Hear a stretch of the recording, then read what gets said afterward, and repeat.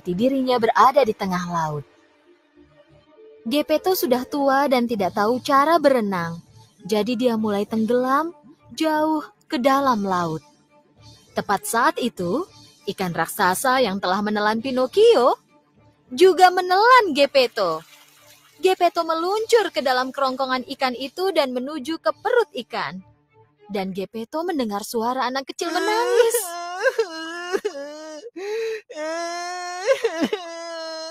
Gepetto tentu saja langsung mengenali suara itu. Pinocchio, anakku, aku akhirnya menemukanmu. Aku khawatir sekali. Mendengar suara ayahnya, Pinocchio memeluk Gepetto sambil menangis. Aku minta maaf karena tidak mendengarkan nasihat ayah. Maafkan aku. Aku akan selalu mematuhi perintahmu. Karena melihat Pinocchio sungguh menyesal, peri memutuskan untuk menolong mereka. Peri membawa Gepetto dan Pinocchio keluar dari perut ikan dan menerbangkan mereka ke tepi pantai. Sejak saat itu, Pinocchio menjadi anak laki-laki yang sangat pintar dan selalu menuruti nasihat ayahnya. Dia pergi ke sekolah setiap hari dan pulang sekolah dia langsung membantu ayahnya bekerja di bengkel. Peri melihat bagaimana Pinocchio telah menjadi anak yang baik dan memutuskan untuk memberinya hadiah. Suatu malam, saat Pinocchio tidur, peri mendatangi tempat tidurnya dan mengucapkan mantra. Keesokan paginya, Pinocchio bangun untuk bersiap ke sekolah seperti biasanya. Saat Pinocchio bangun dari tempat tidur, dia menyadari ada sesuatu yang berbeda. Pertama-tama dia melihat tangannya, lalu tubuhnya. Dia terkejut. Dia tidak terbuat dari kayu lagi. Dia kini anak laki-laki dengan tubuh manusia. Dia melompat dari tempat tidurnya dan berlari ke ayahnya. Ayah, ayah, lihat aku. Melihat Pinocchio yang kini telah menjadi anak laki-laki sungguhan, Gepetto sangat bahagia. Akhirnya aku memiliki putra sesungguhnya. Ayah dan anak mereka berpelukan sambil menangis bahagia. Pinocchio tak pernah berbohong lagi dan hidungnya selalu berada di tempat seharusnya. Pada suatu masa, hidup seorang pria bernama Miller dan putrinya yang cantik. Miller ingin menjadi orang kaya, makanya dia selalu berbohong kepada semua orang. Kisah Miller ini sampai kepada raja.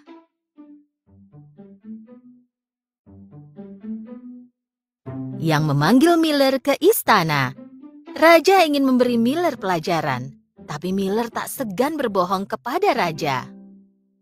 Yang mulia, putriku bisa mengubah jerami menjadi benang emas. Raja tidak mempercayainya. Baik, jika benar bahwa dia besok, tunjukkan pada kami supaya kami percaya. Saat Miller memberitahu putrinya geram. Ayah bohong lagi. Kini apa yang harus kulakukan? Ayahnya sangat malu. Besoknya, Miller dan putrinya menemui raja. Raja membawa putrinya ke sebuah ruangan.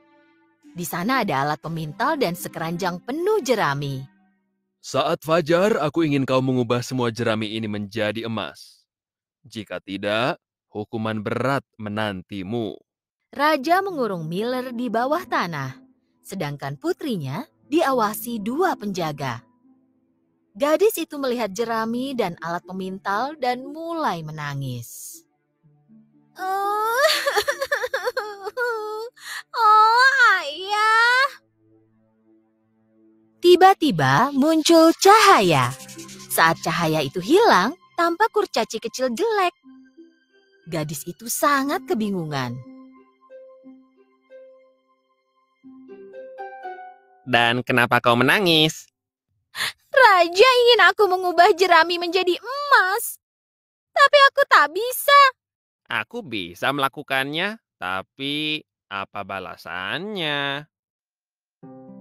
Gadis itu melepaskan kalungnya dan memberikannya kepada kurcaci. Begitu si kurcaci mendapat kalung, Dia duduk di alat pemintal dan mulai memintal jerami itu. Pemintal itu mulai berputar, rodanya mulai terisi benang emas. Sebentar saja si kurcaci telah mengubah jerami menjadi emas, dan dia tiba-tiba menghilang. Sudah pagi, raja memasuki ruangan dan begitu dia melihat pemintalnya, dia terpukau. Kupikir ayahmu berbohong. Dia membuatmu terpukau. Gadis itu pikir sudah selamat dan sangat senang. Tapi raja itu malah memberi jerami lagi. Jika kau ingin bebas, besok pagi kau harus ubah semuanya jadi emas. Gadis itu mulai menangis kembali, dan kurcaci jelek itu muncul. Aku bisa mengubahnya jadi emas, tapi apa balasannya? Gadis itu memberikan cincin berharganya kepada pria kecil itu. Aku bisa berikan cincin peninggalan ibuku ini. Kurcaci itu mengambilnya dan mulai memintal. Pemintal berputar dan rodanya berisi penuh benang emas. Saat pagi, semuanya sudah selesai. Keranjangnya penuh dengan emas. Saat raja masuk, dia senang sekali. Kali ini dia mengisi seluruh kamar dengan jerami. Jika kau berhasil mengubah semuanya jadi emas, aku akan ampuni kalian. Bahkan, aku akan memintamu menjadi ratuku. Begitu raja keluar, kurcaci itu muncul lagi. Tapi kali ini tak ada yang bisa gadis itu berikan. Kurcaci itu berkata, setelah kau menikahi raja, kau harus berikan anak. Maka aku akan ubah semua jerami ini jadi emas.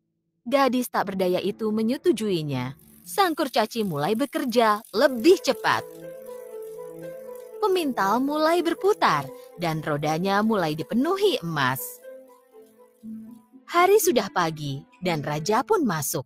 Dia melihat emas itu dan sangat senang. Dia melamar gadis itu. Kini dia menjadi ratu. Waktu pun berlalu. Sang ratu melahirkan seorang anak. Suatu hari saat ratu menidurkan bayinya, kurcaci itu muncul. Kau lupa janjimu kepadaku? Aku tidak lupa, tapi kumohon jangan bawa bayiku. Sang kurcaci merasa kasihan dan memberinya satu kesempatan. Jika dalam 3 hari kau tahu namaku, kau boleh memiliki anakmu. Begitu si kurcaci menghilang, ratu mulai berpikir. Dia memanggil pengawal dan menyuruhnya membuat daftar semua nama orang di negeri itu.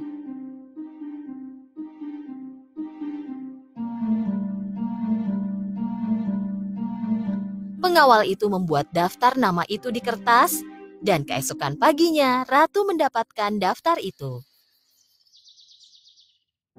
Pagi itu, kurcaci muncul kembali dan meminta ratu menyebutkan namanya. Ratu mulai membacakan semua nama di kertas itu. Apakah David, Bukan, Robert, bukan. Tom, Nih, Peter? bukan. Setelah daftar nama itu habis, sang kurcaci berkata, Tak ada yang benar. Aku akan pergi, tapi aku akan kembali besok. dan dia menghilang. Ratu memanggil pengawalnya dan kali ini meminta semua nama orang di kerajaan tetangga.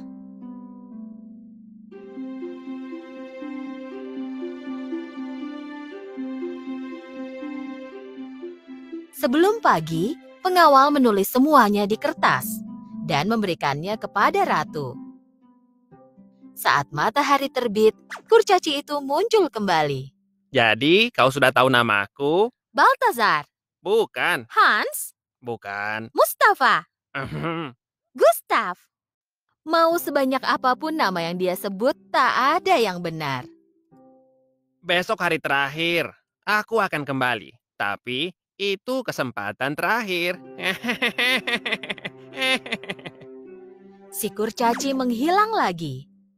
Ratu memanggil pengawal dan meminta mereka pergi lebih banyak negara untuk dapatkan lebih banyak nama. Saat matahari terbit, pengawal kembali dan mulai menjelaskan semua yang dia lihat semalam. Saat aku berjalan di hutan, aku melihat rumah kecil dan ada pohon yang berbicara.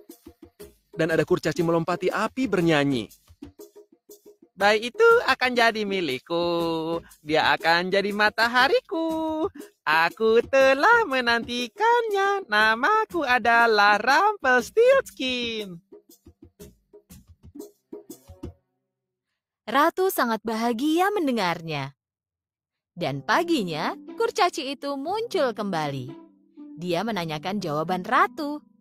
Ratu berpura-pura tidak tahu namanya dan mulai menyebut berbagai nama. Sang kurcaci terus menggelengkan kepalanya. Setiap kali ratu salah menjawab, dia semakin bahagia.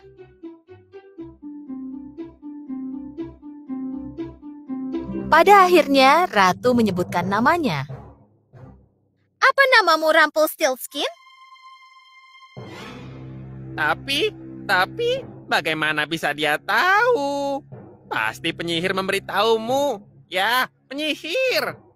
Kurcaci itu menghentakkan kakinya dan lantai hancur. Kakinya terkubur. Lalu dia mulai menghentakkan kaki yang satunya lagi dan lantainya semakin hancur. Dan dia semakin terkubur.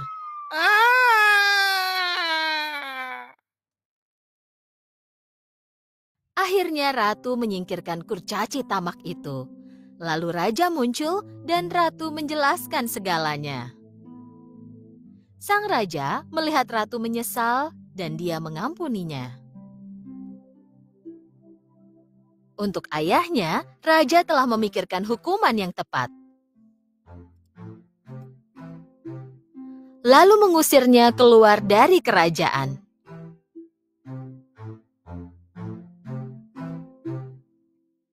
Dan raja, ratu, serta anak mereka hidup makmur dan sehat.